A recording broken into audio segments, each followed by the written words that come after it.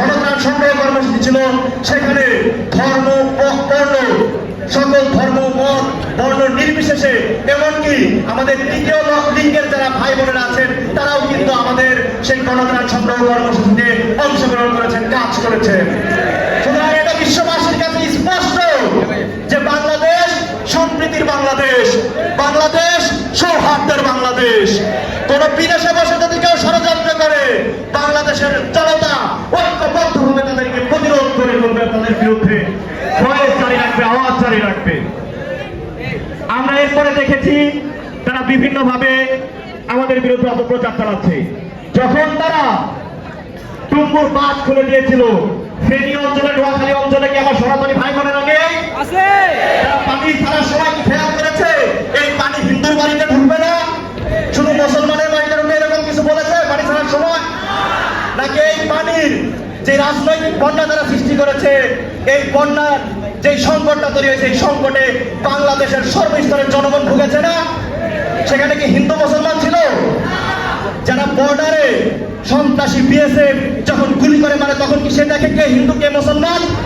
তারা সোমনাথ দাসকে নির্মমভাবে গুলি করে হত্যা করেছে, তারা কি সোমনাথ দাসের ধর্মীয় পরিচয় জানতে চেয়েছে? তারা ধর্মীয় পরিচয় জানতে চায় নাই।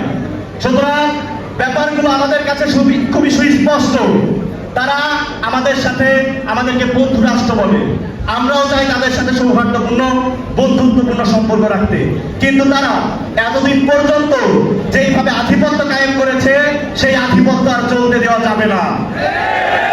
এতদিন ফ্যাসিস্ট শেখ হাসিনা অবৈধভাবে ক্ষমতায় ছিল, তাকে ক্ষমতায় রাখার পিছনে এই দিল্লির হাত রয়েছে না? সুতরাং এই কারণেই কিন্তু এই ফ্যাসিস্ট হাসিনা দিল্লিকে অবৈধভাবে বিশেষ সুবিধা দিয়েছে, যা ছিল আমাদের দেশের স্বার্থের পরিপন্থী, আমাদের সার্বভৌমত্বের পরিপন্থী ভাবে তারা বিভিন্ন চুক্তি করেছে, তাই না? বর্তমান সরকার কাদের সরকার? ছাত্র জনতার সরকার না? এই সরকারের সাথে আমাদের পূর্ণ সমর্থন রয়েছে না? সুতরাং কোন আধিপত্যের আচরণ যদি করতে চায় তাহলে কি এই পাশে যেটা আছে সেটা কি থাকবে? সেটা থাকবে? আমি কোনটার কথা বলেছি আপনারা বুঝতে পেরেছেন? আমরা খুবই সুস্পষ্ট ভাবে বলতে চাই, এতদিন এই ফ্যাসিস্ট হাসিনা বিজেপি যে বাহিনীটা ছিল তাদেরকে তারা সীমান্তে তাদেরকে একদম কিসের মতো রাখা হয়েছে, একদম স্ট্যান্ড বাই দাঁড় করে রাখা হয়েছে। সীমান্তে তারা গুলি চালাতে পারে না, তারা গুলি চালায় তাদেরকে দাঙ্গা পুলিশের মতো দেশের ভিতরে গুলি চালানোর নির্দেশ দিয়ে দিয়েছিল ফ্যাসিস্ট হাসিনা। আমরা বলতে চাই দেশের মধ্যে এই ধরনের অরাজকতা করা যাবে না। আপনার যদি গুলি চালাতে মনে চায় সীমান্তে যান, ওপার থেকে একটা গুলি ছুড়লে এপার থেকে 10টা গুলি ছুড়বে। আমরা পড়াই পারি যে সীমান্ত যুদ্ধ হয়েছিল সেই সীমান্ত যুদ্ধের কথা ভুলে যায়নি। কুড়িগ্রামে যে ইন্ডিয়ার যে বিএসএফ সীমান্ত দিয়ে প্রবেশ করেছিল, কুড়িগ্রামের বিজেপি সহ যত ছাত্র জনতা যারা ছিলেন তারা কিন্তু সম্মিলিতভাবে ওই ভারতের বিএসএফ বাহিনীকে পরাজিত করেছে না? সুতরাং তারা স্পষ্ট, তারা কিন্তু আমাদের কাছে পরাজিত শক্তি।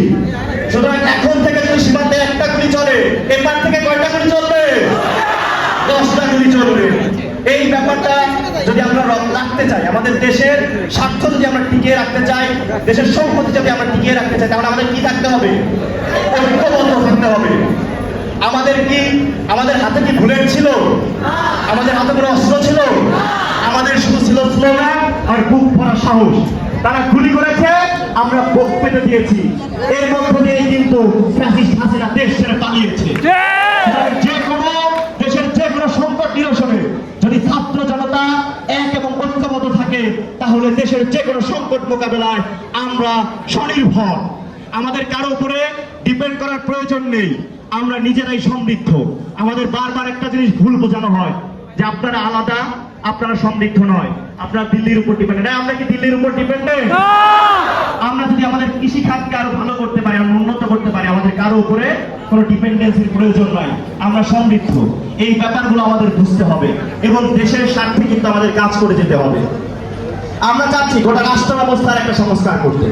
এতদিন পর্যন্ত আমরা দেখেছি দেশের বিচার বিভাগ, সেই বিচার বিভাগ কি স্বাধীন ছিল? সেই বিচার বিভাগ স্বাধীন ছিল না। দেখা গেছে একজন বিচারপতি যে হাইকোর্টে বা